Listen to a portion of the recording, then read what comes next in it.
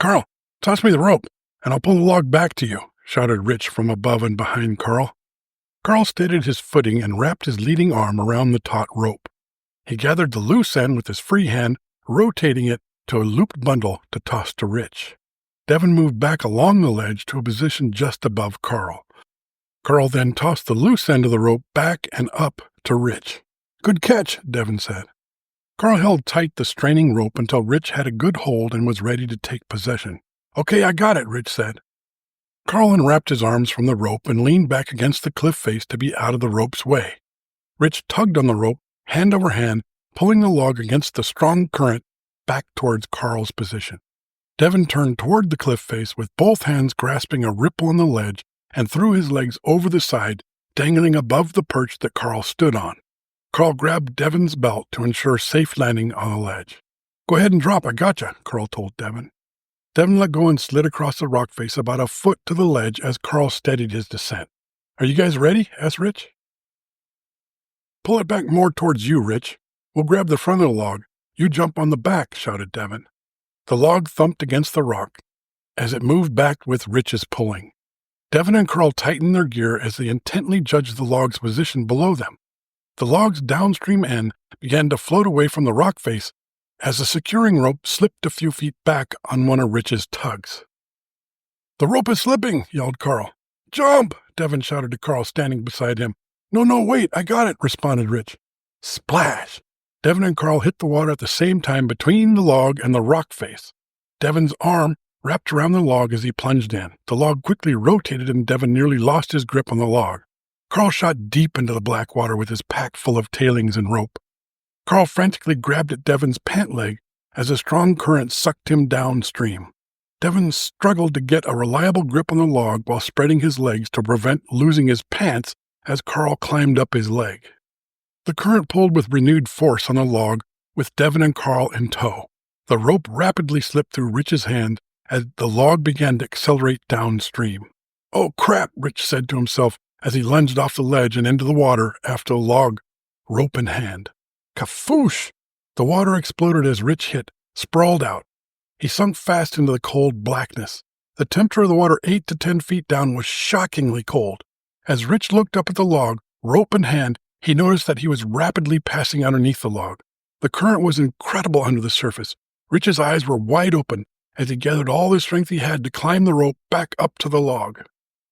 Carl's nose, mouth, and forehead pierced the surface, gasping for air, one arm completely around Devin's waist and one arm flailing for the log. "I lost my pack," coughed Carl. "I couldn't hang on to it." "Grab the log," shouted Devin. Rich undid the straps of his pack and let it sink off his back. He pulled several more times and finally threw a hand over the log. His face broke the surface and he gasped for air. His eyes quickly assessed their position.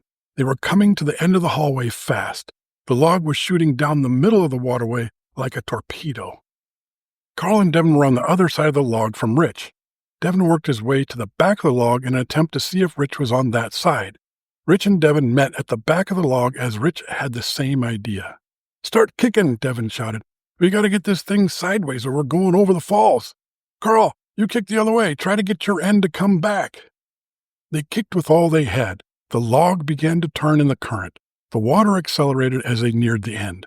The log was not quite perpendicular to the river. There was a thunderous roar emanating from the end of the hallway only a short distance away. "We're not going to make it, Carl. Come over to the side, quick," shouted Devin. "Carl, hurry," Rich shouted. Carl climbed his way across the log toward the end Rich and Devin were at. Thump! The far end of the log crashed into the rock. Carl was jarred by the impact, lost his grip, and shot under the log. The log turned quickly to dam the precipitous end of the hallway. The rope streamed out over the falls, still secured to the log. Carl's hand touched the rope as he rocketed through the mouth of the waterfall. He grabbed the rope with both hands. The water pushed with the force of 1,000 fire hoses. Carl's body popped out of the stream 20 feet down, twirling with the rope. He rode the crashing water like a fallen water skier that wouldn't let go of the rope. His eyes were shut tight, his whole face scrunched in determined anguish. Finally, he kicked violently out and to one side, landing on the wet rocks out of the stream. He fumbled about to secure his position and ensure that he would not re-enter the tumult. Rich and Devin clambered out of the water onto the pile of rocks on the side of the falls. The roar was deafening. A great sheet of water poured over the log's surface as it partially dammed the falls. "What the hell is keeping that log there? It should have rolled over the top by now," Devin said to Rich as they both stepped onto the rocks. "Where's Carl?" Rich shouted as he scanned the other side of the river. "You didn't kick him over the falls, did you?"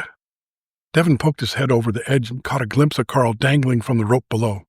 "He went over," Devin yelled over the falls. "What? What do you mean he went over?" Rich said as he scrambled to the edge. "Is he all right?" "Looks like he's doing okay, considering, wow, that's amazing," Devin said, puzzled. "The water took him. I didn't help." "That's incredible," Rich said. "Carl, are you all right?" he shouted. The roar was too great. Carl couldn't hear anything but the crashing water. He struggled to find a foothold to step out on while resisting the pull back into the falls. "Hey, he's keeping the log from going over by pulling it down," said Devin. "If he lets go, the log will pop up and shoot right over the falls. It may land right on him." "He can't hear us," Rich said. "How are we going to tell him?" "We got to get down there before he lets go," Devin said. "I don't see any way down. The rocks are all wet. It's almost straight down," Rich said. "We need another rope," Devin said. "Let's use that one," Rich said, pointing to the rope where it came out of the waterfall and stretched down to Carl. "We'll have to jump down to it and grab it as we go down." "We better not miss," said Devin. Rich and Devin climbed out to a protruding rock right next to the roaring waterfall and about 6 feet above where the rope came out of the falls. Carl had found a good foothold and was about to let go of the rope. "He's going to let go," Rich shouted. "Jump now!" Devin jumped down to the rope as it started to go slack upon Carl's release of it. The log bobbled up, and the stream of water cascading over its edge shifted downward. Devin caught the rope with both hands and swung into the pounding waterfall. The log jerked down and lodged into place again while Devin twirled and bashed in the crashing water. The rope cut into his hands as he fought the deluge and lowered himself through the falls. Seconds seemed like hours as the hell of the moment lingered. Devin kicked wildly, attempting to push his way out of the ever-downward crush of water.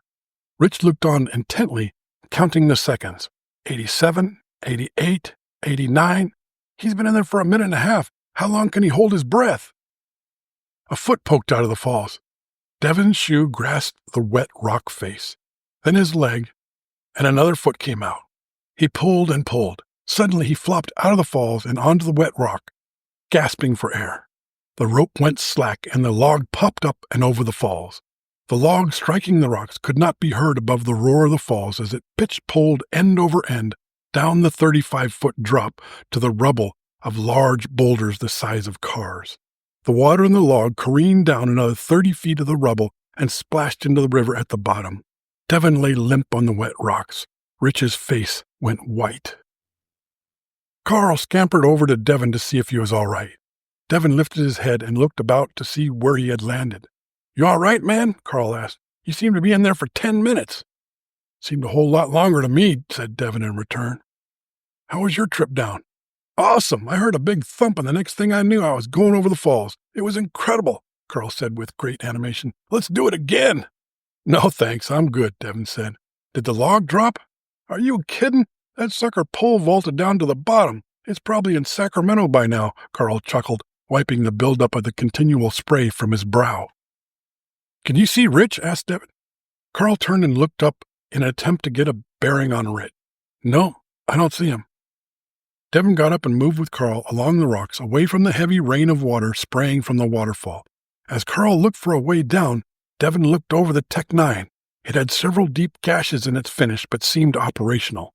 Devin disengaged the safety and rattled off several rounds in rapid succession. Pop! It hardly sounded like a real gun with the thunderous roar of the waterfall. Rich's head poked over the side, looking down at Devin. The rhythmic, unnatural sound emanating from below caught his attention. Above the falls, it just sounded like large rocks clacking together. Rich disappeared again behind the rocks. "Let's see if we can get the rope off the log and throw it up to him," Devin said to Carl. "We'll have to find the log. I don't see it anywhere down there," Carl replied. The two started climbing down the large wet rocks engulfed in the mist. As they neared the bottom, something moved quickly around the rock. "It's Zeke!" shouted Carl. Zeke bounded up to them, tail wagging furiously, tongue dangling and eyes wide. He ran to Carl so hard that he almost knocked him over. Devin ran over and tackled Zeke, planting kisses on his head and stroking his wet fur. I told you he'd be all right, Devin said. Damn, he must be a super dog, Carl said as he rapidly pet Zeke's head. While Rich was looking for a way down that wouldn't require jumping over the falls, he saw something in the water about 3 feet from him. That looks like a rope, Rich said out loud to himself. It was a loose rope from Carl's pack that he had dropped when he first jumped into the hallway. Rich poked his foot into the water and stuck the toe of his boot under a loop of the rope as it snaked by. He pulled it back and grabbed the rope. He noticed the rope tugged back as he grabbed it. The other end was going over the falls. Rich quickly pulled up about 30 feet of the rope. Part of it must have still been in the backpack full of tailings. The backpack must have been lodged somewhere out of sight. Rich wasted no time. He tied a series of knots in the rope and jammed the end with the knots in a crack between 2 rocks, placing a loose rock on top of that.